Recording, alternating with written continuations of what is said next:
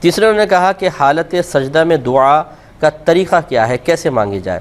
دیکھیں، پہلی بات تو یہ کہ آپ فرض کے سجدے میں نہ مانگیں دعا، نوافل کے سجدوں میں نبی کریم صلی اللہ علیہ وسلم سے دعا مانگنا منقول ہے، لیکن اس میں بھی یوں کہ جو آپ یوں نہیں کہ اردو میں دعائیں مانگنا شروع کر دیں، بلکہ جو منقول اور ماثور دعائیں ہیں، نبی کریم صلی اللہ علیہ وسلم نے کوئی دعا مانگی، آپ کو یاد ہے اور اس کا مفہوم بھی آپ کے ذہن میں، یہ ہمیشہ یاد رکھیں کہ جب آپ اللہ تعالیٰ کی بارگاہ میں عربک میں کوئی دعا پڑھ رہے ہیں تو جب تک اس کا مفہوم آپ کے ذہن میں نہیں ہوگا اس دعا کا آپ کو فائدہ حاصل نہیں ہو سکتا ہے۔ یہ بالکل ایسا ہے جیسے کسی بادشاہ کے دربار میں، یعنی بلا تنصیر عرض کر رہا ہوں، کسی بادشاہ کے دربار میں آپ پہنچے